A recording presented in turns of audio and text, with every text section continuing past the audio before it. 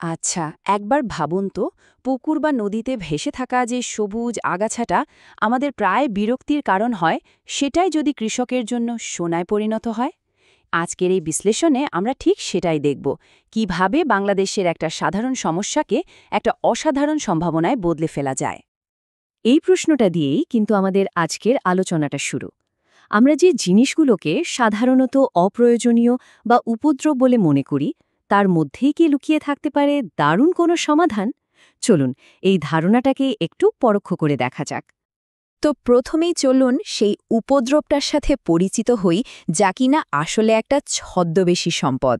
আমাদের আলোচনার কেন্দ্রে আছে কচুরিপানা।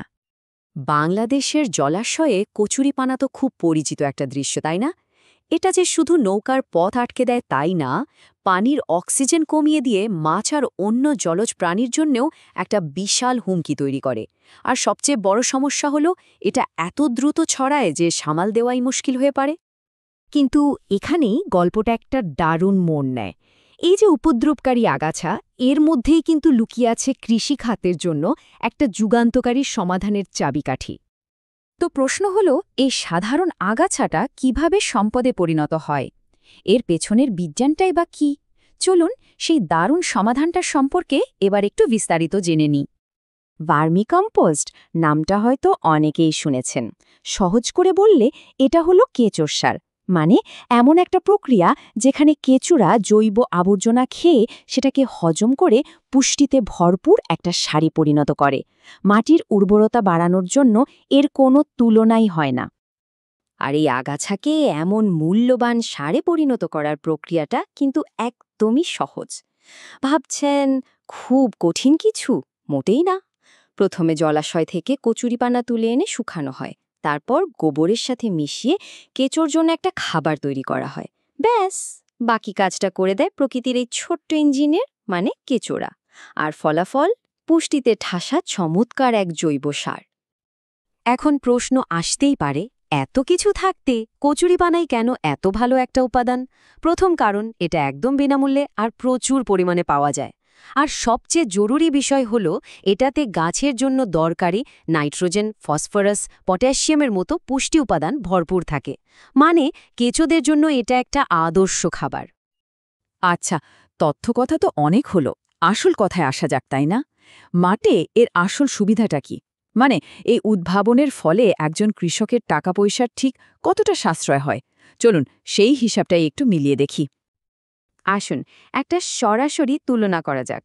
1 বিঘা জমিতে সার দেওয়ার ক্ষেত্রে কোনটা বেশি সাশ্রয়ী, আমাদের চিরাচরিত গোবর সার নাকি এই আধুনিক ভার্মিকম্পোস্ট?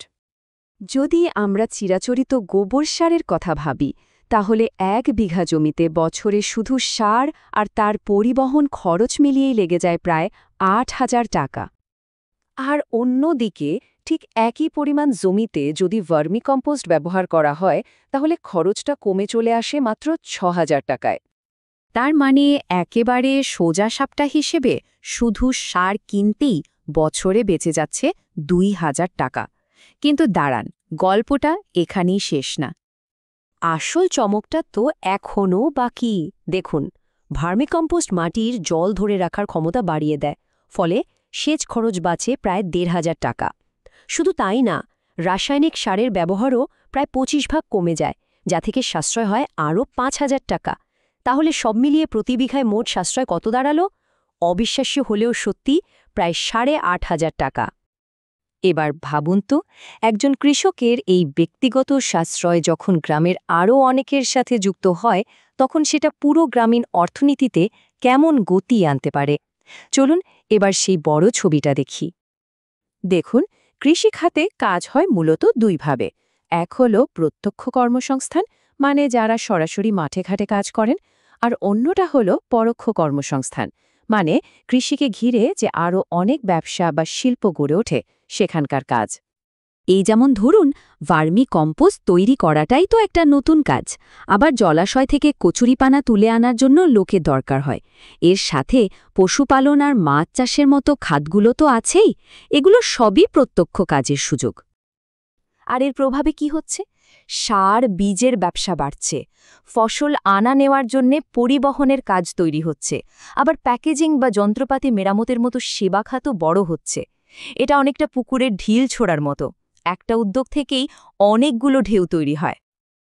আর এর সবচেয়ে বড় যে সামাজিক লাভটা হয় সেটা হলো মানুষ যখন নিজের এলাকাতে ভালো আয়ের পথ খুঁজে পায় তখন আর কাজের জন্য শহরে ছুটতে হয় না। এতে গ্রামীণ সমাজ আরও বেশি শক্তিশালী হয়ে ওঠে। তাহলে পুরো ব্যাপারটা থেকে আমরা কি বুঝলাম? এটা আসলে একটা অসাধারণ রূপান্তরের গল্প। এক কথায় বলতে গেলে বর্জ্য থেকে সম্পদ, যা ছিল একটা বর্জ্য, একটা উপদ্রব, সেটাই হয়ে উঠছে সবার জন্য মূল্যবান একটা সম্পদ।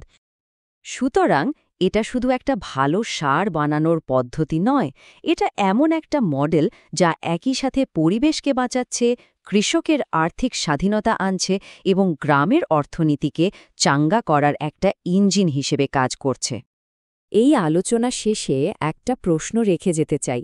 আমাদের আশেপাশে এমন আর কত সমস্যা বা বর্জ্য লুকিয়ে আছে যেগুলোকে চাইলেই আমরা এমন দারুণ কোনো সুযোগে পরিণত করতে পারি? একটু ভেবে দেখবেন কিন্তু।